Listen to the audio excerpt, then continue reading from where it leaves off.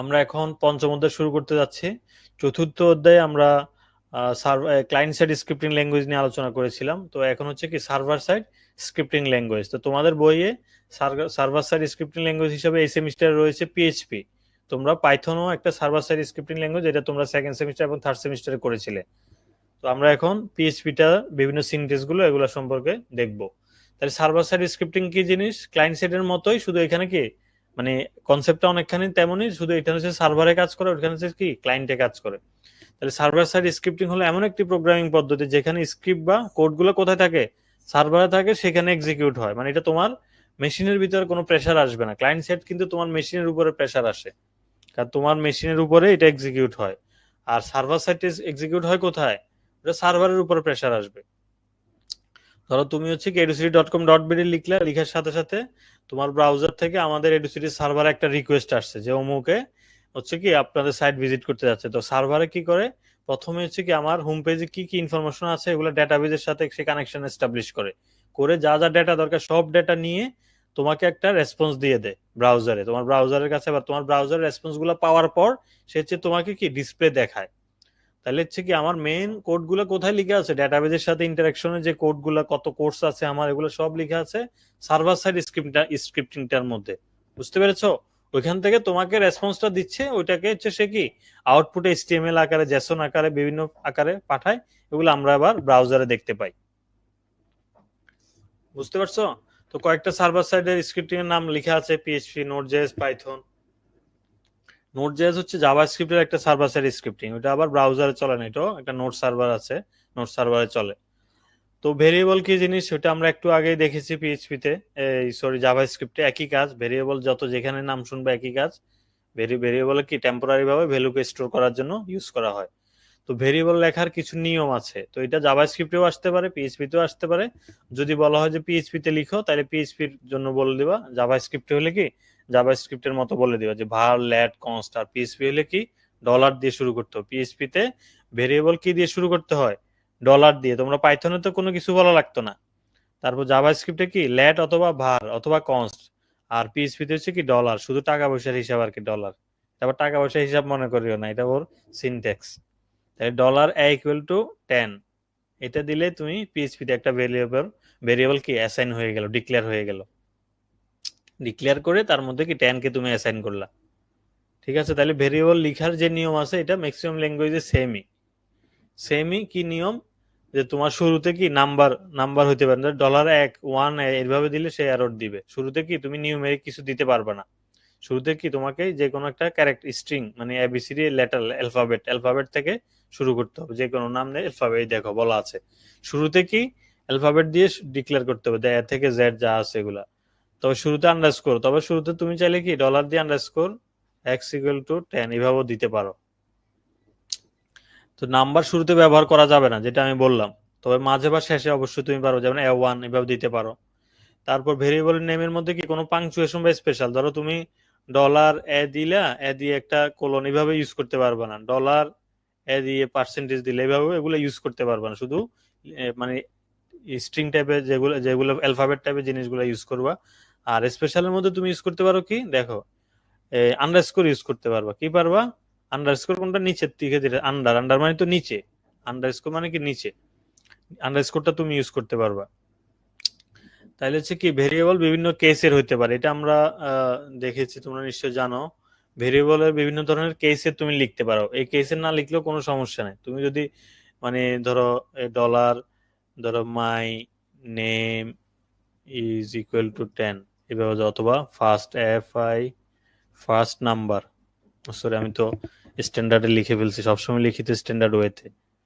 ধরো first number, আচ্ছা first number হচ্ছে কি, ফার্স্ট নাম্বার দেখো আমি হচ্ছে কি এইভাবে লিখছি, তো এটাও লিখে যাবে, এটাতে কোনো এরর দিবে না। কিন্তু আমরা স্ট্যান্ডার্ড ইন্ডাস্ট্রিতে কি কিছু স্ট্যান্ডার্ড আমরা মেনটেন করি। আমরা টাইটেল কেস ইউজ করি, ক্যামেল কেস ইউজ করি, আর স্ন্যাক কেস ইউজ করি। তো ক্যামেল কেস কি, প্রথম অক্ষরটা ছোট হবে, যে মাই, এরপর দ্বিতীয় মানে এই ওয়ার্ডটা শেষ, নতুন আরেকটা ওয়ার্ড শুরু করবা কি প্রথম অক্ষরটা বড় হাত দিয়ে, এভাবে শুরু করবা। তো তোমরা তো হ্যাশট্যাগ সম্পর্কে এখন খুবই বেশি পরিচিত। তোমরা যে ফেসবুকে হ্যাশট্যাগ দাও না, তখন কিন্তু তোমরা এই টাইপের লিখো। তো এইটাকে বলা ক্যামেল কেস। এভাবে হইলেও একটা স্পেস লাগে না, স্পেসের কাজটা বেঁচে যায়। তো ভেরিয়েবলের মধ্যে তুমি স্পেস লিখতে পারবে না। ধরো তুমি ডলার মাই আবার স্পেস দিয়ে নেম এভাবে লিখতে পারবে না। এভাবে লিখলে এটা আলাদা, এটা এটার সাথে সম্পর্ক নাই। তুমি লজিক্যালি দেখলে বুঝো তো স্পেস মানে যে একটা গ্যাপ পড়ে গেছে না, তো এটা আলাদা হয়ে গেছে, এটা আলাদা হয়ে গেছে, তার মানে এই দুইটা একই জিনিস না। দুইটাকে একসাথে করার জন্য তুমি কি বড় হাতের দিবা, তাহলে দেখলে কি বোঝা যাবে। তো এই ধরনের পদ্ধতিটাকে বলা হয় কি ক্যামেল কেস। আর আন্ডারস্কোর দিয়ে হলে ওটা হচ্ছে কি স্ন্যাক কেস। আর প্রথমটা বড়, এরপর হচ্ছে মানে ক্যামেল কেসের মতো, এইভাবে হলে এটাকে টাইটেল কেস বলে। তো এগুলা তোমরা দেখলে বুঝতে পারবা। তাহলে হচ্ছে ডেটা টাইপ কি জিনিস, এটা নিয়ে আমরা জাভাস্ক্রিপ্টে আলোচনা হয়ে গেছে। তো সেম জিনিসটা তোমার এখানে আছে। আচ্ছা, একজনের সবুজ রয় তুমি মেসেজ দিয়েছো স্যার কালকে কি ক্লাস হবে। এটা তো আজকে শেষ, এটা আমরা সেকেন্ড পার্ট করছি, এটা আজকে শেষ হয়ে গেছে, মানে আজকে শেষ হয়ে যাবে ইনশাল্লাহ। আমরা গত ক্লাসে 1 থেকে 3 করেছিলাম, আজকে 4 5 6 দিয়ে এটা শেষ। তাহলে হচ্ছে দেখো ডেটা টাইপ, ডেটা টাইপ কি 1 2 3 4 4টা ডেটা টাইপ আছে পিএইচপি তে, দেখো আরো আছে। তো এখানে স্ট্রিং আছে, ইন্টিজার আছে, অ্যারে নিয়ে কাজ করতে পারবা, নাল নিয়ে কাজ করতে পারবা। নালটা কি জিনিস, নাল হচ্ছে কি কোনো একটা ভ্যালুর ভিতরে যদি কোনো ভ্যালু না রাখতে চাও, মানে ভেরিয়েবলের মধ্যে যদি তুমি এমটি টাইপের কিছু একটা ভেরিয়েবল অ্যাসাইন করতে চাও, তোমার তো এক্স ওয়াই জেড কিছু একটা দিতে হবে, কিন্তু তুমি চাচ্ছ যে না, আমি কিছু দিব না, নাল মানে কিছু একটা না দিও, আমি ভেরিয়েবলটাকে আনডিফাইন্ড যাতে না হয়, এরর যাতে না আসে, এজন্য আমি নাল নাল লিখতে পারি। এভাবে যদি নাল লিখো তাহলে এটা একটা কি ভেরিয়েবল অ্যাসাইন হবে, বাট কি ভ্যালুটা এমটি। বুঝতে পারছো, মেমোরিতে জায়গা নিবে, এটা নাল টাইপের একটা ডেটা। তো এগুলা কোড করতে গেলে আসলে সুন্দরভাবে তোমরা এক্সাম্পল গুলা বুঝতে পারবা। তো অ্যারে অ্যারে কি জিনিস এটা নিয়ে আমাদের পরে আলোচনা আছে, নাল এগুলো পাবা। তো পিএইচপিতে অ্যারে কি দেখছো দেখছো আসছে। তো পিএইচপিতে অ্যারেটা কি জিনিস, আমরা নরমালি ভেরিয়েবলে কি করি, একটা ভ্যালু স্টোর করতে পারি। যে আমি যদি ভেরিয়েবল এ ইকুয়াল টু 10 লিখি, আমি কিন্তু চাইলে আমি যদি চাই 10,20 এভাবে কিন্তু রাখতে পারবো না। এটা কি অ্যালাউড না। কেন অ্যালাউড না, কারণ কি আমি ভেরিয়েবলে এট এ টাইম কি একটা ভ্যালু রাখতে পারবো। তাইলে হচ্ছে সলিউশন কি, যদি আমার প্রয়োজন হয় যে আমার যদি দুইটা ভেরিয়েবল মানে ভ্যালু রাখার প্রয়োজন হয়, সেক্ষেত্রে আমরা হচ্ছে কি তোমার অ্যারে ইউজ করতে পারি। তো অ্যারের কাজ হচ্ছে কি, এটাও একটা ভেরিয়েবল, কিন্তু এটার মধ্যে কি একাধিক ভ্যালু তুমি রাখতে পারবা। তাহলে কিভাবে, এটা সিনট্যাক্সটা কিভাবে, এগুলো আমরা পরে দেখছি। মানে এটা তো কনসেপ্টটা বুঝতে পেরেছো, যে আমি যদি কোন একটা ভেরিয়েবলের মধ্যে একাধিক ভ্যালু রাখতে চাই, তাহলে সেই ভেরিয়েবলটাকে বলা হয় অ্যারে। বুঝতে পারছো, একাধিক ভ্যালু রাখার জন্য যে ভেরিয়েবল সেটাকে বলা হয় কি অ্যারে। তো অ্যারে কয় ধরনের হয়, পিএইচপি তে 3 ধরনের অ্যারে হয়। একটা হচ্ছে নিউমেরিক অ্যারে, একটা অ্যাসোসিয়েটিভ অ্যারে, একটা মাল্টি ডাইমেনশনাল অ্যারে। তো নিউমেরিক অ্যারে কি, এগুলো মূলত ইন্ডেক্সের উপর বেসড করে। কিসের উপর, ইন্ডেক্স, মনে রাখবা ইন্ডেক্সের উপর বেস করে অ্যারে মূলত 3 ধরনের, একটা নিউমেরিক, একটা অ্যাসোসিয়েটিভ, একটা মাল্টি ডাইমেনশনাল। নিউমেরিকটা কি, এটা নাম শুনে বোঝা যাচ্ছে যে তার অ্যারের ইন্ডেক্স গুলো নিউমেরিক নাম্বার হবে। তাহলে দেখি আমরা, নিউমেরিক অ্যারেকে ইন্ডেক্সড অ্যারেও বলা হয়। পরীক্ষা যদি আসে ইন্ডেক্সড অ্যারে কি, তখন তো তুমি তো বলবা যে এটা তো আমি জানি না। ওই নিউমেরিক অ্যারেকেই ইন্ডেক্সড অ্যারে বলো, কারণ এটার ভ্যালুগুলো কি ইন্ডেক্স 0 থেকে বড় করে, মানে 0 1 2 3 এভাবে ক্রমানুসারে সাজানো হয়ে থাকে, যার কারণে এই ধরনের অ্যারেগুলোকে কি বলে, নিউমেরিক অ্যারে বলে। এটার ভ্যালু নিউমেরিক না, এটা আবার খেয়াল রাখবে, এটা কি ইন্ডেক্স, বারবার বলছি ইন্ডেক্সের উপর বেস করে। ইন্ডেক্স তোমরা দেখো না, ইন্ডেক্সটা কি হিডেন থাকে, ইন্ডেক্সটা হচ্ছে এগুলা যে 0 লোকেশনটা ইন্ডেক্স। ধরো আমি একটা অ্যারে নিলাম এইভাবে, অ্যারেটার নাম দিলাম হচ্ছে কি ধরো এ। তো এটার মধ্যে আমি 1 রাখলাম, 5 রাখলাম, 7 রাখলাম, তো এগুলো হচ্ছে ভ্যালু। কিন্তু 1টা কোন লোকেশনে আছে, যদি আমি উপর থেকে ধরি, ধরো 7টা আছে 0তম লোকেশনে, আর এটা 1তম লোকেশন, আমি যদি এইভাবে চিন্তা করি, তাহলে আমি এটাকে ধরো উপরে লিখলাম। তাহলে এ নামে আমি একটা অ্যারে নিলাম, অ্যারের 0তম লোকেশনে 7 কে রাখলাম, 1তম লোকেশনে 5 কে রাখলাম, 2তম লোকেশনে 1 রাখলাম। তাহলে এগুলো হচ্ছে কি ভ্যালু, এগুলো ভ্যালু, আর এটা হচ্ছে কি ইন্ডেক্স। তাই ইন্ডেক্স গুলো কি আমরা দেখতে পাই না, আমরা যেটা যে পজিশনে রাখি ওইটাই হচ্ছে তার ইন্ডেক্স। তাহলে হচ্ছে তোমার এখন ও আরেকটা জিনিস মনে রাখবা, অ্যারের ক্ষেত্রে কি ইন্ডেক্সিং শুরু হয় 0 থেকে। এটা তোমরা অবশ্যই জানো, যেহেতু তোমরা এখন অলরেডি পাইথন করে আসছো। পাইথনও সেম 0 থেকে শুরু হয়, সব ল্যাঙ্গুয়েজে অ্যারে এগুলা 0 থেকে শুরু হয়।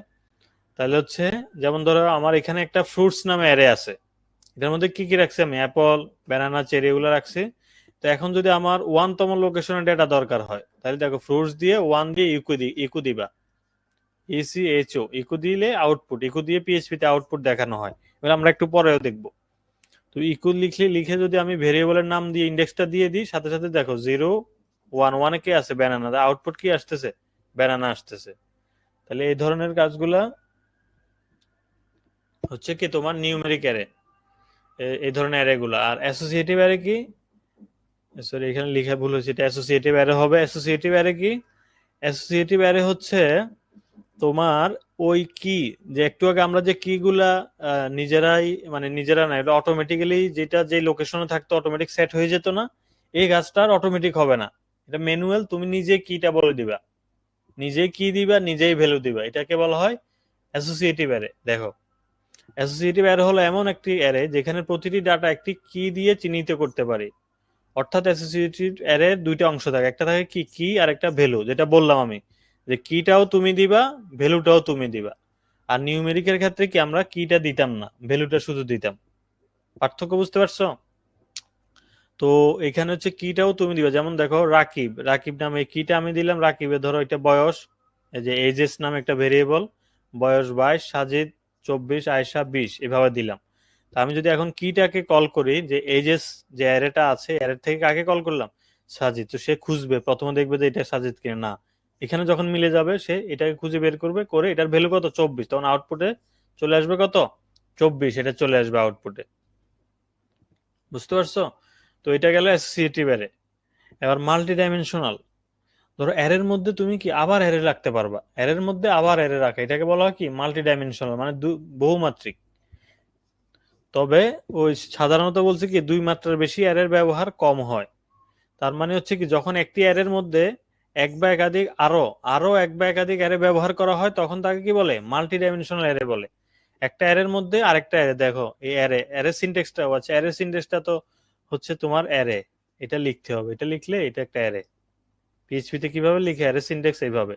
তো অ্যারের মধ্যে এই দেখো আগের গুলা তো ছিল, তো অ্যারে লিখে তুমি ফার্স্ট ব্র্যাকেট দিলে এটা একটা অ্যারে হয়ে যাবে, এটার ভিতরে তুমি ভ্যালু রাখতে পারবে। এখন এই ভ্যালুর মধ্যে দেখো এটা একটা সিঙ্গেল ভ্যালু, ওই সিঙ্গেল ভ্যালুর মধ্যে আমি আবার আরেকটা অ্যারে রাখছি, দেখছো? তাহলে হচ্ছে কি একটা অ্যারের মধ্যে আরো অ্যারে আছে, তাহলে এটাকে বলা হয় মাল্টি ডাইমেনশনাল অ্যারে। তাহলে তুমি মাল্টি ডাইমেনশনাল অ্যারের ভ্যালুগুলো অ্যাক্সেস করবা কিভাবে? তাহলে দেখো কিভাবে অ্যাক্সেস করছি আমরা। স্টুডেন্টস, প্রথমে কি ভেরিয়েবলটা লিখছি, লিখার পরে থার্ড ব্র্যাকেট দিয়ে প্রথম লোকেশন, প্রথম অ্যারের লোকেশন, প্রথম অ্যারে কোনটা, এটা, তাহলে এটার কত, এই অ্যারের একতম লোকেশন, একতম লোকেশন কত 0 1 2, ওগুলো কি অ্যাসোসিয়েটিভ নিউমেরিক অ্যারে। তাহলে 1তম লোকেশন কি আছে, সাজিদ আছে, দেখতেছো? 0তম লোকেশনে রাকিব, 1 এ সাজিদ, 3 থেকে 2 তে কি আয়শা। তাহলে আমি 1তম লোকেশনে ঢুকছি, 1তম লোকেশনে আসছি, 1তম লোকেশনে আসার পরে এবার ওই অ্যারের মধ্যে ঢুকে গেছি আমি। এই অ্যারের মধ্যে আবার এই অ্যারের 0তম লোকেশন, এই অ্যারের 0তম লোকেশন কি আছে, 0 1 2, 0তম লোকেশন সাজিদ, তাহলে আউটপুট দেখো সাজিদ আসছে, দেখছো? যে আমি আউটপুটটা দেখা লাগে না, আমি এখান থেকে বুঝে যাচ্ছি যে আমার আউটপুট কি হবে।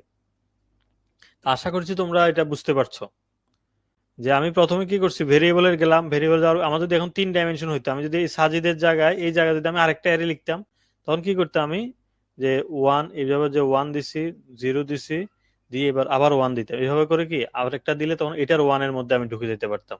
এভাবে করে তুমি কি যে একদম নেস্টেড যত লেয়ার দরকার তত লেয়ারে তুমি করতে পারো, কিন্তু রিয়েল কেসে 2 থেকে 3 ডাইমেনশনের বেশি লাগে না।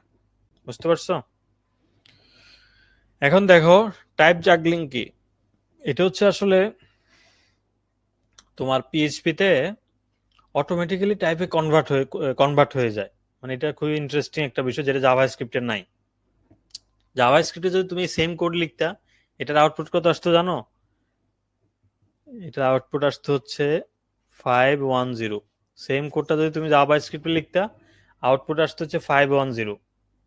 আর পিএইচপি তে লিখাতে এটা আউটপুট আসছে কত, 15। 5 আর 10 যোগ হয়ে কত, 15। কারণ কি, পিএইচপি তে এটা লুজলি টাইপিং একটা ল্যাঙ্গুয়েজ।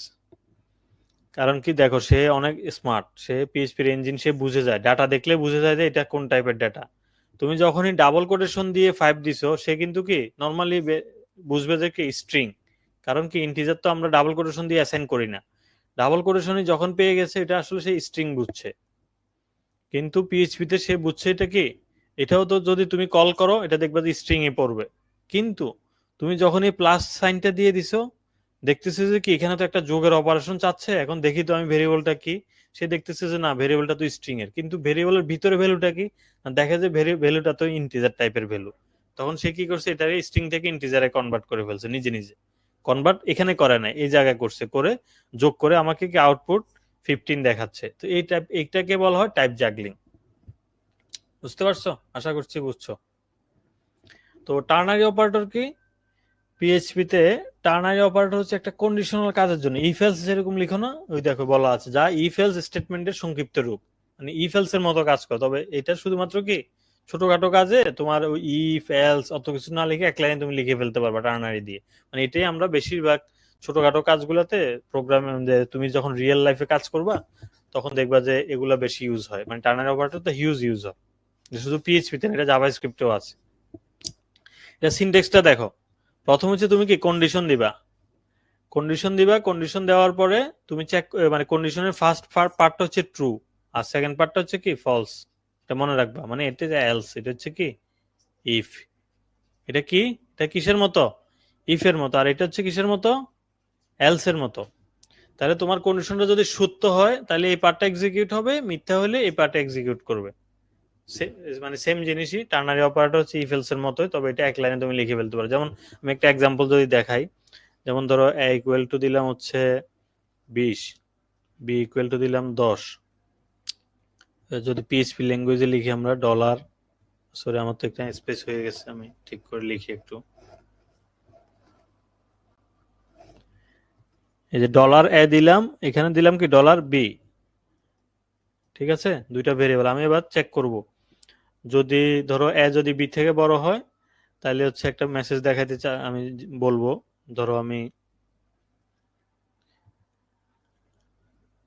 ইকো দিয়ে এভাবে একটা, আচ্ছা ইকো দিয়েও দিতে পারি, এভাবে একটা কন্ডিশন চেক করব যে ডলার এ গ্রেটার দেন বি, এর একটা প্রশ্নবোধক চিহ্ন দিব যে একই বি থেকে ডলার বি বড় কিনা, যদি বড় হয় তাহলে এখানে বলবো যে কি এ ইজ গ্রেটার, আর অন্যথা মানে কোলন, কোলন দিয়ে বলবো যে কি বি ইজ গ্রেটার। এটা লিখলে শেষ, আউটপুটে দেখবা যে আমার আউটপুটে কি আসবে, এখন এই মুহূর্তে আমার বড় কে বি, তাহলে এটার এই পার্টটা ট্রু হয়েছে, তাহলে আউটপুট আসবে কি এ ইজ গ্রেটার। তো এইভাবে তুমি এক লাইনের মধ্যে কি একটা ইফ এলস লিখে ফেলছো, দেখছো। তো পিএইচপি তে এরপরে কোশ্চেন দেখো, অপারেটরের শ্রেণী বিভাগগুলো উল্লেখ করো।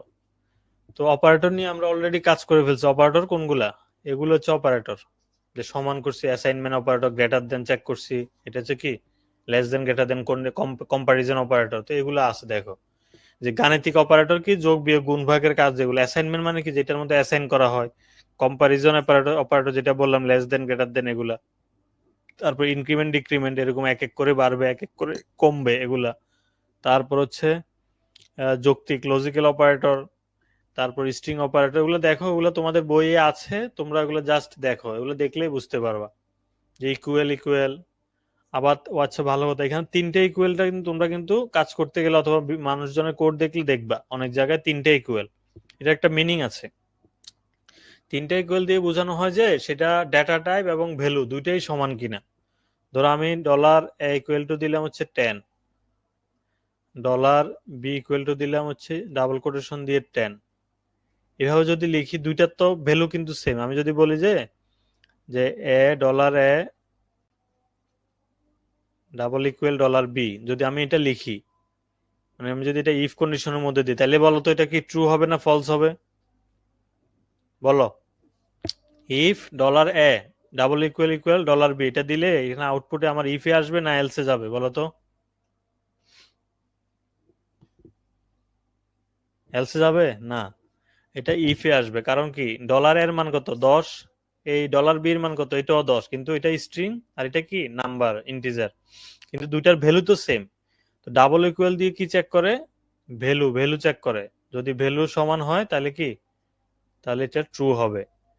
আর যদি আমি, এটা একজন বলছে ফলস, এটা ফলস না, এটা ট্রুতে ঢুকবে, কারণ আমি কি ডাবল ইকুয়াল দিয়েছি, ডাবল ইকুয়াল মানে হচ্ছে ভ্যালু চেক, মনে রাখবা ভ্যালু তো সমান, এটাও 10 এটাও 10 না, দুইটা তো সমান। আর ট্রিপল ইকুয়াল যদি আমি এখানে দিতাম, এই জায়গায় যদি ডাবল ইকুয়ালের জায়গায় যদি ট্রিপল ইকুয়াল দিতাম তখন কিন্তু এটা ফলসে চলে যেত, কারণ কি, তখন সে চেক করবে কি আরো একটু স্ট্রিক্টলি চেক করবে। আরেকটা ইকুয়াল দেওয়া মানে কি আরো একটু স্ট্রিক্ট। সে দুইটাই ইকুয়াল দিয়ে সে ভ্যালু চেক করছে, হ্যাঁ দেখে যে দুইটাই 10, এটাও 10, যদিও এটা স্ট্রিং 10 কিন্তু দুইটাই 10।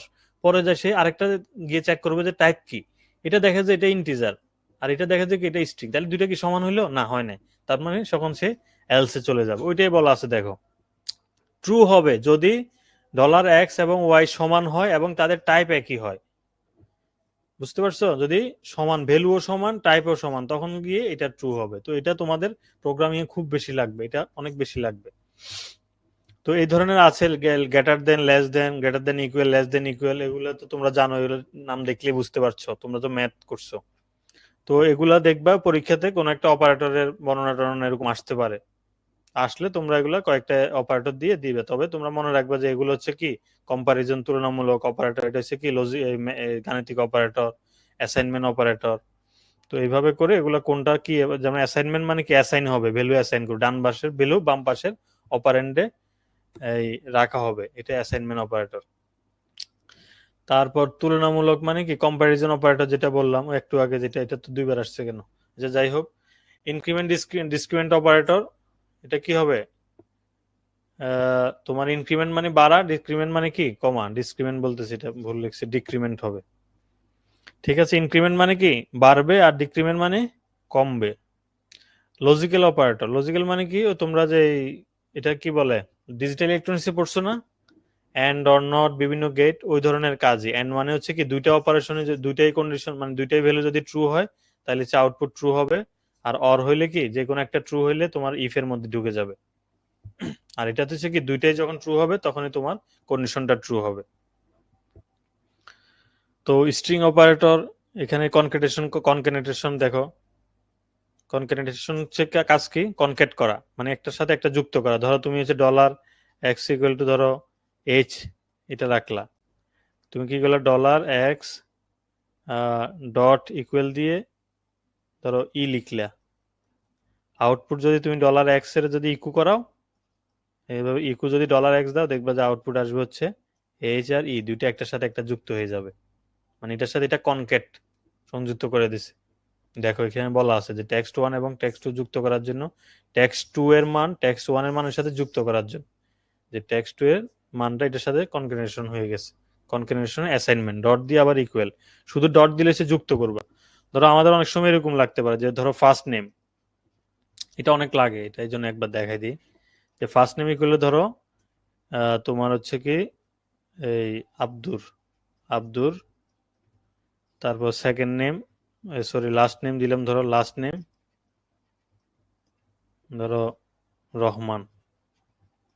তাহলে তুমি যদি ফার্স্ট নেম এইভাবে ফার্স্ট নেম ডট কি লাস্ট নেম লিখো, তাহলে কি হবে, ফার্স্ট নেম আর লাস্ট নেম দুটোটা একটার সাথে একটা লেগে যাবে, এটা কোনো স্পেস আসবে না একসাথে। কি ধরো এর সাথে যদি তুমি এইভাবে যদি যুক্ত করে দাও, এ আর বি এইভাবে একসাথে লেগে যাবে।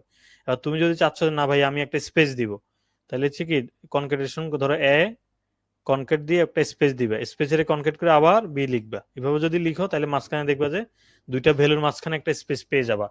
তো এগুলো আসলে কোড যখন করবা তখন সুন্দরভাবে প্র্যাকটিস করতে পারবা। টার্নারিতে আমরা দেখেছি অলরেডি। এরপরে কুকি আর সেশন কি, কুকি আর সেশন, কুকি হচ্ছে কি একটা ইনফরমেশন, কুকি হচ্ছে কি তোমার ব্রাউজারে একটা ব্রাউজারের ইউজারের, মানে তোমার ব্রাউজার তুমি যে ব্রাউজ করতেছো তোমার ডিভাইসের বিভিন্ন বিষয়গুলো নিয়ে একটা ইনফরমেশন রাখা হয়েছে কুকির মধ্যে। এই কুকিটা তোমার অনেক সময় দরকার হয়, যেমন ধরো তোমরা রিসেন্টলি বিভিন্ন সাইট যদি ভিজিট করে থাকো তাহলে দেখবা যে কুকি পলিসি অ্যালাউ এরকম আসে না, যে কোনো সাইটে গেলে একটা পপ আপ আসে যে অ্যালাউ কুকি পলিসি। এটা মানে যে তোমার ডেটা যে আসলে তারা ইউজ করতেছে তোমার কাছ থেকে জাস্ট একটা কি কনফার্মেশন নিচ্ছে, যদিও সেই কনফার্মেশন ছাড়াও তোমার ডেটা অ্যাক্সেস করতে পারবে, কিন্তু এটা কি লিগ্যালি একটা রুলস এর ভিতরে পড়ে, এই জন্য তোমার কাছ থেকে একটা পারমিশন নেই। ধরো তুমি কি কি ইউজ করো না করো এই জিনিসগুলো কুকির মধ্যে থাকে, কিছু জিনিস তোমার ডিভাইসের ইনফরমেশন থাকে, এই ধরনের ইনফরমেশন গুলো তুমি যে ভিজিট করতেছো তোমার ওয়েবসাইটটা। আচ্ছা কমেন্ট পড়তেছে না, শুধু বলতেছে আসলে তোমার, আমি তো পড়াচ্ছি তোমাদের কমেন্ট গুলো দেখতেছি, আমি যখনই একটু পজ দিচ্ছি তার মানে তোমাদের কমেন্ট গুলো দেখছি। তোমাদের আমার কথা কি শুনতে পাচ্ছ না? কালীগঞ্জ পলিটেকনিকের একজন আসছে। আচ্ছা, ও তো সবুজ, ওর সাথে তো কথা হয়েছে এর আগে। আচ্ছা, কুকি আর সেশন কি জিনিস? কুকি হচ্ছে কি, যেটা সার্ভারের ব্রাউজারে, কুকি হচ্ছে কি যেটা যে সার্ভারের ইউজারের ব্রাউজারে, সার্ভার না, যেটা সার্ভার ইউজারের ব্রাউজার, মানে তোমরা যে গুগল ক্রোম ইউজ করো, ক্রোমের মধ্যে তোমাদের সম্পর্কে, তুমি ক্রোমের কোন ভার্সন চালাচ্ছ, এতক্ষণ পর্যন্ত আমার সাইটে কোন কোন মেনুতে গেছো, এরকম অনেক কিছু জিনিস তারা কুকির মধ্যে রেখে দেয়। বুঝতে পারছো? তো এই জিনিসগুলো হচ্ছে অনেক সময় তাদের অ্যানালিটিক্স এর জন্য প্রয়োজন হয়, এই জন্য এগুলো হচ্ছে প্রতিবার দেখো, যখন ওই একই ব্রাউজারে যে সার্ভার একটি পেজের জন্য রিকোয়েস্ট পায়, তখন ওই ব্রাউজার থেকে রিকোয়েস্টের পাশাপাশি কুকিটাও সেন্ড করে। তুমি ব্রাউজার থেকে যখন তোমার সার্ভারে একটা রিকোয়েস্ট যায়, সাথে সাথে কুকিটাও অ্যাটাচমেন্ট হিসেবে চলে যায়। তো এগুলো হচ্ছে তোমরা কোড যখন করবা, তখন এই পার্থক্য, এগুলো সূক্ষ্ম পার্থক্য, এগুলো তখন বুঝতে পারবা। তার জাস্ট এখন পরীক্ষা যদি আসে, কুকি আসলে এটা দিও, আর সেশন আসলে কি, যখনই তুমি ধরো একটা অ্যাপ্লিকেশন ওপেন করো, তার মানে তখন একটা সেশন ক্রিয়েট হয়ে যায়। এটা এবার অ্যাপ্লিকেশনটা যতক্ষণ পর্যন্ত ক্লোজ করবে না, ততক্ষণ পর্যন্ত কি থাকে, সেশনটা অ্যাক্টিভ থাকে। ধরো তুমি এডুসিটির ওয়েবসাইটে ঢুকলা, ঢুকার পরে লগ ইন করছো, একটা সেশন ক্রিয়েট হয়েছে, কেটে দিছো, সেশনটা ডেস্ট্রয় হয়ে গেছে। কিন্তু তারপরে দেখবে যে অনেক সময় আবার লগ ইন করলে ডাটাটা পাওয়া যায়। তো আমরা কি করি, ওই সেশনটাকে সার্ভারে সেট করে ফেলি, যাতে করে তোমার কি ডাটাটা লস্ট না হয়। তো এরকম অনেক জিনিস আছে যে সেশনটা বলা আছে, দেখবা যে সেশনের পার্থক্য যদি তোমরা দেখো, কুকি আর সেশনের, সেশনটা মূলত স্টোর হয় কোথায়, সার্ভারে, আর কুকিটা কোথায় স্টোর হয়, ব্রাউজারে। তো কুকিটা কম সিকিউর, কুকির মধ্যে কখনোই কি সেন্সিটিভ ইনফরমেশন রাখবা না। কুকি তোমার ব্রাউজারে স্টোর হয়, তো এটা সেন্সিটিভ ইনফরমেশন রাখবা না, এটা হাইজ্যাক হওয়ার সম্ভাবনা থাকে। যে তোমরা যে বিভিন্ন এক্সটেনশন চালাও না, ওই এক্সটেনশন গুলো কিন্তু কুকি রিড করতে পারবে। এবার আসো কন্ট্রোল ফ্লো স্টেটমেন্ট কি। কন্ট্রোল ফ্লো স্টেটমেন্ট হচ্ছে আমাদের যতগুলাই ইনস্ট্রাকশন আছে, মানে কন্ট্রোলের ফ্লো গুলা, কিছু স্টেটমেন্ট নির্দেশনা দেখো। কন্ট্রোল ফ্লো স্টেটমেন্ট হলো প্রোগ্রামিং ল্যাঙ্গুয়েজের এমন কিছু নির্দেশনা যা প্রোগ্রামের এক্সিকিউশনের অর্ডার বা প্রবাহ নিয়ন্ত্রণ করে। মানে এটা বাংলাটা অনেক কঠিন আসলে এগুলার। তো তোমার কি প্রোগ্রাম এক্সিকিউটের সময় বিভিন্ন যে আমরা যে কন্ডিশনাল যে কাজগুলো করতেছি, এই ধরনের বিভিন্ন ফ্লো গুলা কন্ট্রোল করে, যে তাদেরকে কি কন্ট্রোল ফ্লো স্টেটমেন্ট বলে। তার মধ্যে আছে ইফ এলস দেখছো না, ইফ এলস সুইচ, এগুলো হচ্ছে কি, এগুলোকে কন্ডিশনাল স্টেটমেন্ট বলে। তোমরা দেখছো না, তোমাদের বইয়ে দেখবা টপিক আছে যে কন্ডিশনাল স্টেটমেন্ট। তো এটা হচ্ছে কন্ডিশনাল স্টেটমেন্ট। তারপর এগুলাকে বলা হচ্ছে কি লুপিং স্টেটমেন্ট, দেখবা। তো ব্রেক কন্টিনিউ এটা লুপের মধ্যেই পড়ে, এটা হচ্ছে জাস্ট একটা ইনস্ট্রাকশন, বাট মেইন স্টেটমেন্ট হচ্ছে কোনগুলো, এগুলা। তো এটা যদি আমি বলি, এগুলো আসলে বলার কিছু না, এগুলো তোমরা জানো। ইফ এলস হচ্ছে কি, যদি একটা জিনিস ট্রু হয় ইফ হবে, ফলস হলে কি এলসে চলে যাবে। সুইচও সিমিলার কাজই করে, তবে এটা কি বলে কন্ডিশন, মানে সিনট্যাক্সটা একটু ডিফারেন্ট আর কি। আর ফর লুপটা হচ্ছে কি, কোন একটা ইনস্ট্রাকশন কি একই অংশ বারবার যদি এক্সিকিউট করতে চাও, অথবা বারবার না, অথবা নির্দিষ্ট কোনো বার, অথবা কি বারবার যদি কোনো একটা কন্ডিশনের উপর বেস করে এক্সিকিউট করতে চাও, তাহলে ফর লুপ ইউজ করবা। আর হোয়াইল লুপও সিমিলার জিনিস, তবে একটা নির্দিষ্ট সত্যের উপর বেস করে সে চলে। তো এগুলো আমরা কিছুক্ষণ পরে কয়েকটা এক্সাম্পল দেখলে বুঝতে পারবা। তো ব্রেক কন্টিনিউ, এটা লুপ চলাকালীন সময়, ধরো তুমি হচ্ছে কি, তুমি চাচ্ছ যে একটা ফর লুপ চালাইলো, যেটা হচ্ছে 1 থেকে 100 পর্যন্ত আউটপুটে প্রিন্ট করবে। তো 1 থেকে 100 পর্যন্ত প্রিন্ট করবে, তুমি চাচ্ছ যে না, আমি 50 বারের সময় গিয়ে আমার লুপটাকে আমি বন্ধ করে দেব। তখন তুমি একটা এরকম কন্ডিশন দিয়ে দিতে পারবা, ইফ ধরো $i ইকুয়াল যদি 50 হয়, কত হয়, যদি 50 হয়, তখন গিয়ে আমার ব্রেক। তখন দেখবা যে তোমার লুপটা যদিও তুমি 100 পর্যন্ত লিখছো, কিন্তু সে আর 100 পর্যন্ত যাবে না, সে 50-এ আসলে লুপটাকে বন্ধ করে দেবে। তো কন্টিনিউ হচ্ছে কি, কোন একটা কন্ডিশনের ভিতরে প্রিন্ট, মানে কোন একটা কন্ডিশনে গিয়ে তুমি যদি কিছু আউটপুট কাজ করতে চাও, কাজ করার পরে কন্টিনিউ দিলে ওইখান থেকে সেটা আবার এক্সিকিউট হবে। তো কন্ডিশনাল স্টেটমেন্ট যেটা আমি একটু আগে বললাম, যে ইফ এলস, এগুলা সুইচ, এগুলা কন্ডিশনাল স্টেটমেন্টের মধ্যে পড়ে। তারপর লুপিং এর ভিতরে যেগুলা লুপ গুলা, তো পিএইচপি তে তোমরা আরেকটা লুপ দেখবা, সেটা হচ্ছে কি for each loop. For loop, while loop, এগুলো তো সবসময় শুনছো, পিএইচপি তে এসে দেখবা যে নতুন আরেকটা লুপ, এটার নাম কি, ফর ইচ লুপ। তো ইফ এর কন্ডিশন কি, এগুলো সব ল্যাঙ্গুয়েজ, জাভাস্ক্রিপ্টে আমরা কিন্তু কিছুক্ষণ আগে দেখেছি, এগুলো সেম। ইফ দিবা, তোমার কন্ডিশনটা দিবা, সেকেন্ড ব্র্যাকেট দিবা, এখানে যা যা স্টেটমেন্ট লিখবা, সেকেন্ড ব্র্যাকেট শেষ, এই ব্লকের মধ্যে যা লেখা সব। কিন্তু পাইথনে কি আমাদের এই ব্র্যাকেটটা লাগতো না, ওইখানে শুধুমাত্র কি ইন্ডেন্টেশনের উপর বেস করে। এখানে তুমি যদি এখানে অনেকগুলো স্পেসও দাও কোনো সমস্যা নেই, শুধু সে দেখবে কি এই ব্লক আর এই ব্লক ঠিক আছে কিনা। এটা ওপেন করলে মানে সেকেন্ড ব্র্যাকেট শুরু করলে তোমাকে সেকেন্ড ব্র্যাকেটটা অবশ্যই কি শেষ করতে হবে, নাহলে হচ্ছে কি এরর দিবে। আর ফর লুপের সিনট্যাক্সটা কি, ফর লুপ প্রথমে তুমি ইনিশিয়ালাইজ করলা, এরপর তোমার কন্ডিশনটা দিলা, এরপর কি ইটারেশন বা আপডেট, মানে লুপটা প্রতিবার একবার রিপিট হওয়ার পরে সে কতবার বাড়বে বাড়বে কমবে, অথবা তোমার কি এই কন্ডিশনটা তুমি দিবে এই জায়গায়। এরপর দেখো ইকুয়ার প্রিন্টের কাজ কি। ইকুয়ার প্রিন্টের কাজ হচ্ছে তোমার আউটপুটে দেখানো। এখন প্রশ্ন আসতে পারে যে স্যার আপনার ইকু দিয়েও তো দেখানো যায় আবার প্রিন্ট দিয়েও তো দেখানো যায়, তাহলে দুইটার পার্থক্য কি? একটু পার্থক্য আছে স্লাইটলি। তো আমরা হচ্ছে ইকুটা বেশি ইউজ করি। কোনটা ইউজ করি বেশি? ইকু। কারণ কি ইকুতে কোনো কিছু ভ্যালু রিটার্ন করে না, যার কারণে আমি চাইলেও ইকু হ্যালো স্পেস কমা ওয়ার্ল্ড এভাবে দিলে সে আমাকে আউটপুটে হ্যালো ওয়ার্ল্ড দেখাবে, আউটপুটে এভাবে হ্যালো ওয়ার্ল্ডটা তুমি পাবা। কিন্তু তুমি যদি সেম কাজ যদি প্রিন্টে লিখো সাথে সাথে এরর আসবে, কারণ প্রিন্টে হচ্ছে কি এই ডাবল কোটেশন দেখছো না, এই ডাবল কোটেশনের ভিতরে যে পার্টটা আছে এই পার্টটা একবার এক্সিকিউট হয়ে গেলে সে এখান থেকে বের হয়ে যায়। আর এখানে কি ডাবল কোটেশনটা এক্সিকিউট হওয়ার পরে এই ডাবল কোটেশন এক্সিকিউট হয়েছে, এরপরে এই ডাবল কোটেশন এক্সিকিউট হয়েছে, মানে এটা তিনোটা সে এক্সিকিউট করছে ইকু। আর প্রিন্টে হচ্ছে কি একবার এক্সিকিউট করে এরপরে আর এক্সিকিউট করে না, এটা হচ্ছে কি একটা ভ্যালু ওয়ান মানে ট্রু রিটার্ন করে ফেলে, একটা ভ্যালু রিটার্ন করে ফেলে, ওয়ান নামে একটা ভ্যালু রিটার্ন করে ফেলে। যার কারণে ওই প্রিন্ট আর ইকুর মধ্যে পার্থক্য এটা। এটা অনেক জায়গায় তোমার ইন্টারভিউতে জিজ্ঞেস করতে পারে, তুমি জাস্ট বলবা যে কি ইকু হচ্ছে কোনো আউটপুটে কোনো কি রিটার্ন ভ্যালু দেয় না, আর প্রিন্ট হচ্ছে কি একটা রিটার্ন ভ্যালু ওয়ান দেয়, এটা বলবা শেষ। এবার দেখো একটা সংখ্যা তোমার জোড় সংখ্যা নাকি বিজোড় সংখ্যা যাচাই করার প্রোগ্রাম, এটা আসতেও পারে নাও আসতে পারে। জাস্ট একটা দিলাম এখানে, তোমরা দেখো যে আমরা একটা ফাংশন বানালাম চেক ইভেন অর অড। এটা তুমি ফাংশন না ইউজ করলেও কোনো সমস্যা নেই, পরীক্ষা যদি চলে আসে যে ফাংশন ব্যবহার করে একটি সংখ্যা জোড় নাকি বিজোড় এটা নির্ণয় করার প্রোগ্রাম লিখো, তখন তোমার কি কি এভাবে একটা ফাংশন বানাইতে হবে।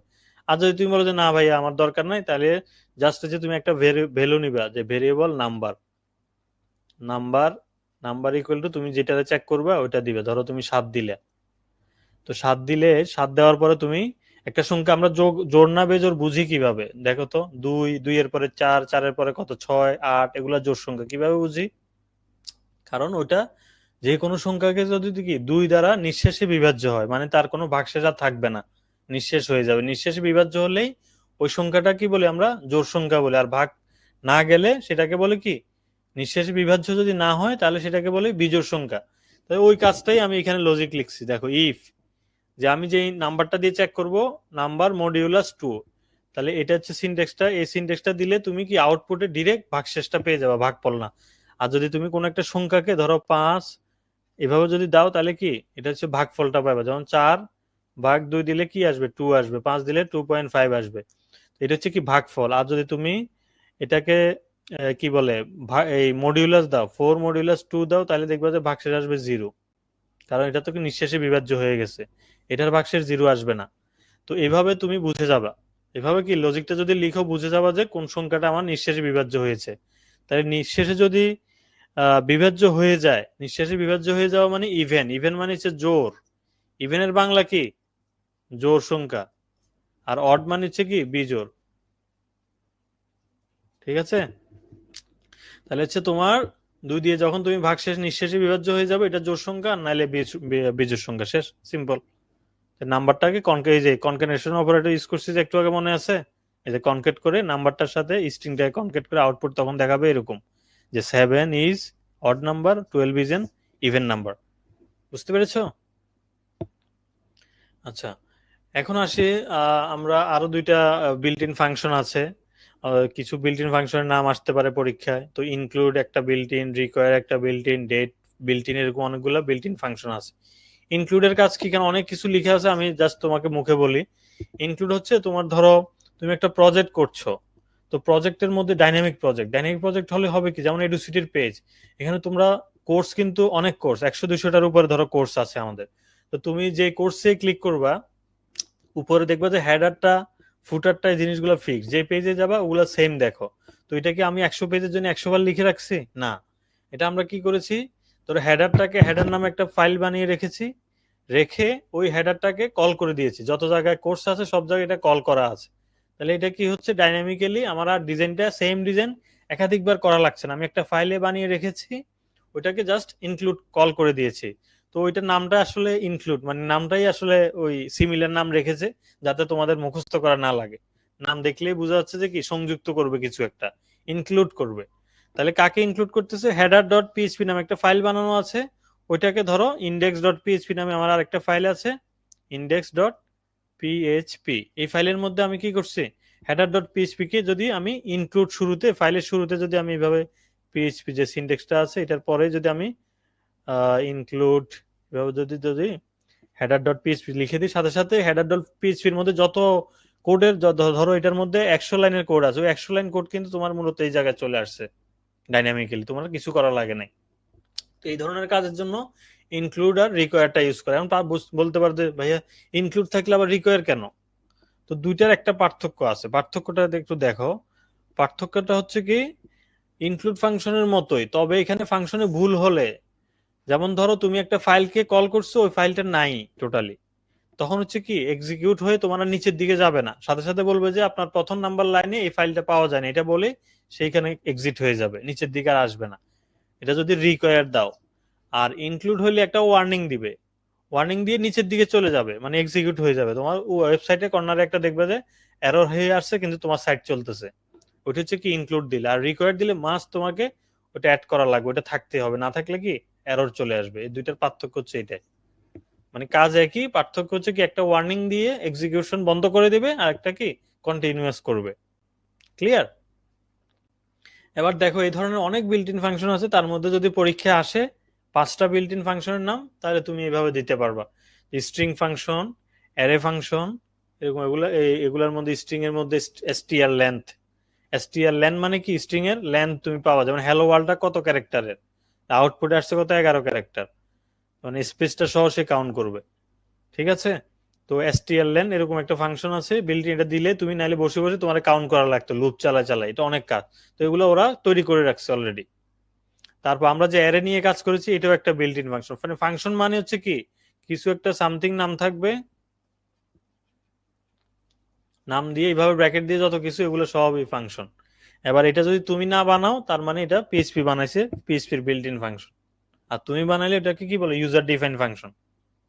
তাহলে ফাইল ফাংশন, এটার কাজ, এটার মধ্যে কি আছে, এফ ওপেন, মানে ফাইলটা তুমি ওপেন করবে, একটা টেক্সট ফাইল আছে, ওপেন করতেছো কি মোডে, রিড মোডে, এটা রিড মোডে ওপেন করা যায়, রাইট মোডে ওপেন করা যায়, এ প্লাস মোড, আর প্লাস মোড, এরকম দেখবে যে অনেকগুলো মোড আছে তোমাদের বইয়ে। তো ওই ধরনের মোডে ওপেন করে তুমি ফাইলটা লিখতে পারবা, ফাইলটার মধ্যে মডিফাই করতে পারবা, মডিফাই করে ওটাকে আবার সেভ করতে পারবা। তো এই ধরনের অপারেশন দেখবে, ফাইল অপারেশন আছে। আবার ডেট এবং টাইম, এটার জন্য কি ডেট নামে একটা পিএইচপি বিল্ট ইন ফাংশন আছে, এই নামে তুমি আর বানাতে পারবা না। ডেট নামে ফাংশন বানানো আছে, এটা দিয়ে তুমি সুন্দরভাবে ধরো তোমার যে ডেটটা আছে, যেমন ধরো 11 আমি দিলাম, ধরো 5 মাস 2024 এরকম একটা দিলাম, অথবা ধরো 2028 এরকম একটা, এরকম হাইপেন দিয়ে দিই আমি চাইলে, অথবা আমি দিলাম হচ্ছে জুন 20 এরকম, অথবা 20 জুলাই, এরকম এরকম বিভিন্ন ফরম্যাটে তুমি প্রিন্ট করতে পারবা। এখন এইভাবে যদি প্রিন্ট করতে চাও তাহলে কিভাবে করবা, এই জিনিসগুলো হচ্ছে এইখানে ক্যারেক্টার বলা আছে, যে ওয়াই, বড় হাতের ওয়াই দিলে এটার একটা মিনিং, ছোট হাতের ওয়াই দিলে এটার একটা মিনিং, এই প্যারামিটার গুলোর মিনিং আছে প্রত্যেকটা।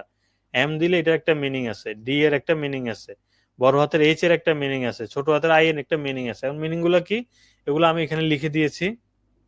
যেমন দেখো, ছোট হাতের ডি দিলে তোমার যে আজকে যে ডেটটা আছে, এটা হচ্ছে কি 01 থেকে 31, মানে তোমার যে আজকে যদি 5 তারিখ হয়, 5 না দেখে কত দেখাবে, 05 দেখাবে, কারণ হচ্ছে তুমি কি ছোট হাতের ডি দিছো। আর যদি তুমি বড় হাতের ডি দাও, তাহলে কি রিপ্রেজেন্ট টেক্সচুয়াল, মানে তোমার হচ্ছে কি ডেটটা দেখাবে, বানান বানান করে দেখাবে সে।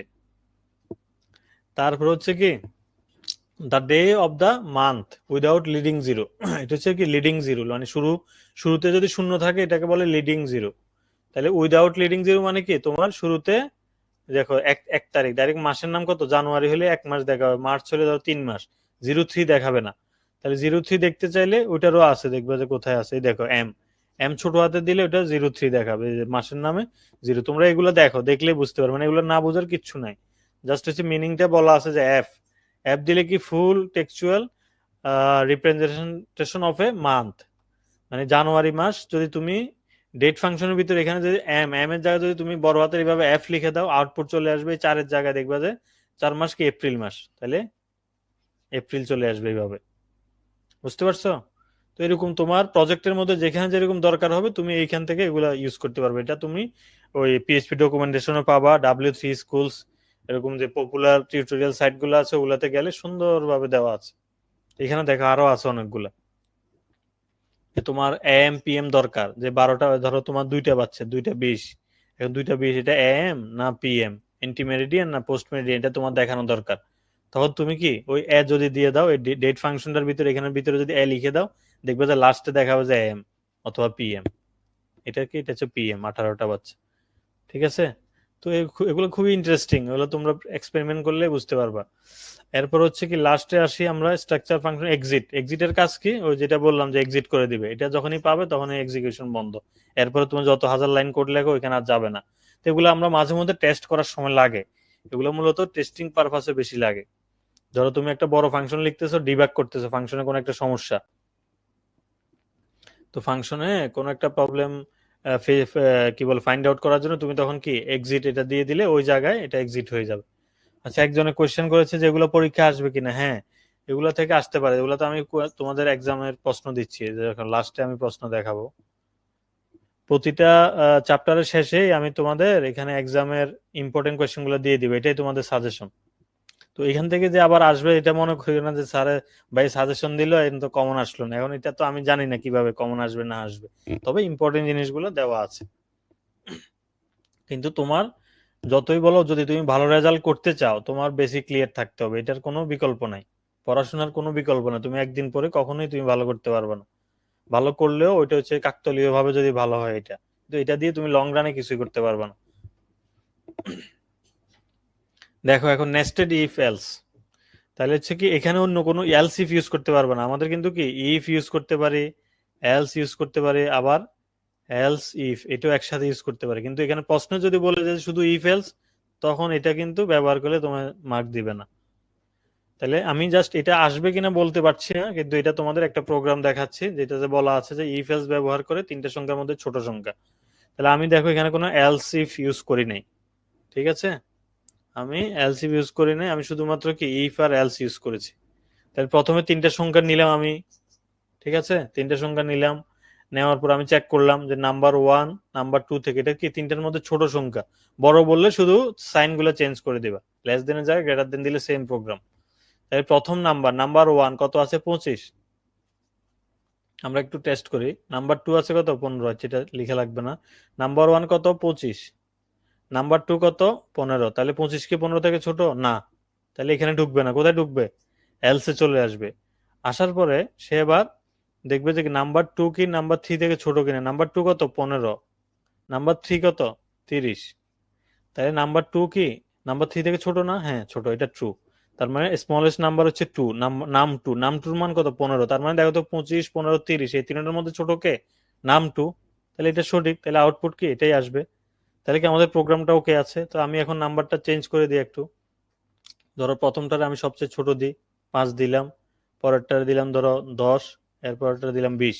তাহলে এই তিনটার মধ্যে ছোট কে? 5। তাহলে এটা আমরা প্রোগ্রামিং দিয়ে দেখি কে ছোট হচ্ছে। তাহলে আমি একটু এগুলো ইরেজ করে ধরো।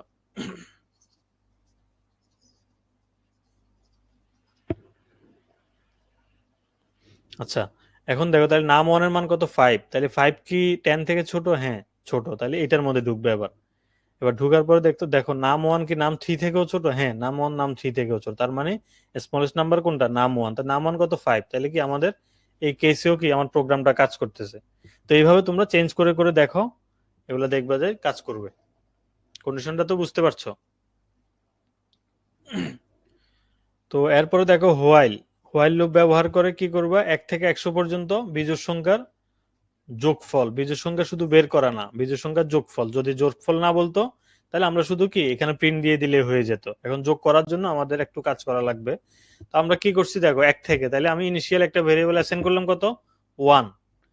এবার আমার লুপটা চলবে কত পর্যন্ত? 1 থেকে 100 পর্যন্ত। তার মানে লুপটা যতক্ষণ পর্যন্ত 100 পর্যন্ত যাবে না ততক্ষণ পর্যন্ত চলবে, মানে 100 হয়ে গেলে 101 আর যাবে না।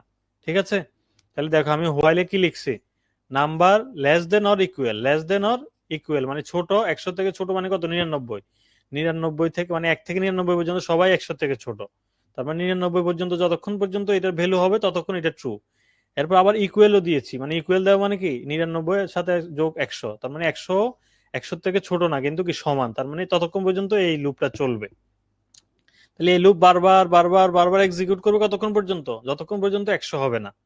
তো এক্সিকিউট হলে ধরো প্রথমবার ঢুকলো 1, একের পরে এখানে মডিউলাস করে দেখতেছে যে কি, তো আমরা জোড় বিজোড় সংখ্যা তো বের করছি মনে আছে, যে 2 দিয়ে যদি ভাগ যায় নিঃশেষে তাহলে এটা জোড়, ভাগ না গেলে বিজোড়, তার মানে নট ইকুয়াল দিচ্ছে মানে কি ভাগ না গেলে বিজোড়। আমার দরকার এখানে কি বিজোড় সংখ্যা, আমার যদি এখানে জোড় সংখ্যা লাগতো তাহলে কি নটটা নটটা বাদ দিয়ে দিতাম, ইকুয়াল ইকুয়াল 0 দিলে আমার জোড় সংখ্যা বের হয়ে যেত। এরপর কি করছি, আমার এই মুহূর্তে নামের মান নাম্বারের মান কত আছে, 1 আছে ধরো, তাহলে একটাকে আমার এটা যোগ করবে, সামের সাথে যোগ করে এখানে রেখে দিবে। ঠিক আছে, তো 1 3 5 7 এইভাবে করে করে যেগুলো যেগুলো বিজোড় সংখ্যা ওগুলো সব আগের গুলোর সাথে যোগ করে করে সাম প্লাস অর ইকুয়াল, এটার মিনিং কি, এটা তো হচ্ছে সাম equal to some plus number, বুঝছো, এটার শর্ট হ্যান্ড হিসাবে কি প্লাস ইকুয়াল লেখা যায়, মানে এটা দুইবার না লিখে সাম প্লাস অর ইকুয়াল এভাবে লিখতে পারবা। এভাবে লিখলে একই কথা, মানে যোগফলের সাথে সাথে যোগ হবে, না আগের যোগফল যেটা তার সাথে নতুন নাম্বার যোগ হবে, আবার যোগফল হবে আবার যোগ হবে, এভাবে যোগ হইতেই থাকবে। তাহলে ধরো 1 এর সাথে কত, 1 এর পরে 3, তাহলে 3 একে যোগ হয়ে কত হচ্ছে 4, এবার 4 এর সাথে আবার 1 যোগ হবে, 4 একে যোগ হয়ে কত হবে 5, 5 এর সাথে আবার সরি মানে এরপরে সংখ্যাটা 1 তো আর হবে না, 3 এর পরে কত 4, 4 এর পরে হচ্ছে 5, 5 এর 4 9, এভাবে করে তোমার পুরা একটা আউটপুট চলে আসবে কত 100 পর্যন্ত। যতগুলো বিজোড় সংখ্যা আসবে 1 3 5 7 9 11 এগুলো সবগুলো কি যোগ হবে, যোগ হয়ে কোথায় থাকবে, সামের মধ্যে থাকবে। ঠিক আছে, তো এখন তোমার নাম্বারটা যে বাড়তেছে এটা তো যদি তুমি এই জিনিসটা না দাও এর জীবনও এটা ফলস হবে না, তোমার পিসি হ্যাং করে ফেলবে। তুমি যদি এই লাইনটা না লেখো, লাইনটা না লিখে দেখবা দেখবা যে পিসি রিস্টার্ট দেওয়া লাগবে, অথবা তোমার সার্ভারটা পিএইচপি সার্ভারটাকে তোমার রিস্টার্ট দিতে হবে, এই তোমার যে জ্যাম সার্ভার চালাও। তো এখন দেখো তাহলে ইনক্রিমেন্ট হচ্ছে, সে প্রতিবার এক এক করে কি বাড়তেছে, বাড়তে বাড়তে যখনই 100 পর্যন্ত যাবে তখন এটা ফলস হয়ে যাবে, এই হোয়াইল লুপ থেকে সে বের হয়ে যাবে। তো এগুলো হচ্ছে আসলে আমরা প্রোগ্রামিং এর ক্লাসগুলোতে এগুলোতে অনেক সময় নিয়ে তোমাদেরকে বুঝাই। তো আজকে যেহেতু প্রিপারেশন ক্লাস তাও আমি অনেকক্ষণ আলোচনা করেছি। তো এখানে দেখো এই চ্যাপ্টার 5 এর ইম্পর্টেন্ট কোয়েশ্চেন গুলো দেওয়া আছে, যে চ্যাপ্টার 5 এ দেখো এখানে ভেরিয়েবল কি, ডেটা টাইপ কি, অপারেটর কি, এগুলো সব আমি আলোচনা করেছি, মানে মোটামুটি সেমিস্টার ফাইনাল প্রিপারেশনের ইম্পর্টেন্ট সবই চলে আসছে, এখানে কোনোটাই বাদ যায়নি। দেখো কয়েকটা সার্ভার সাইডে এগুলা তোমরা স্ক্রিনশট নিয়ে রাখতে পারো, এগুলো এটাই সাজেশন, আসলে এটাই সাজেশন, এখানে ইম্পর্টেন্ট কোয়েশ্চেন সবই বলা আছে। তো এর বাইরেও আসতে পারে, এটাই মানে এটা পড়লে যে এ প্লাস পাবা না, এগুলো পড়লে হয়তো বা কিছুটা কমন পাবা আর কি। এ প্লাস পাইতে হলে তোমাকে অবশ্যই নিজে থেকে জানতে হবে, পরীক্ষায় চেঞ্জ করে আসবে, এটা তো তোমরা বাচ্চা ছেলে না যে তোমাদের হুবহু বইয়ের মতোই দিতে হবে, তাই না, তোমাদেরকে একটু এদিক সেদিক চেঞ্জ করে অবশ্যই দিবে। তোমরা ইঞ্জিনিয়ার হচ্ছ, প্রোগ্রামার হচ্ছে, এখানে সফটওয়্যার কম্পিউটার ইঞ্জিনিয়ারিং এ পড়তেছো, তোমরা কি অন্যান্য বেসিক পড়াশোনা জেনারেল লাইনের পড়াশোনার মতো এগুলা, এখানে তোমাদেরকে অবশ্যই ইন্ডাস্ট্রিয়াস হইতে হবে, অ্যাজ ইউজুয়াল সাধারণ পার্সনদের মতো হইলে হবে না।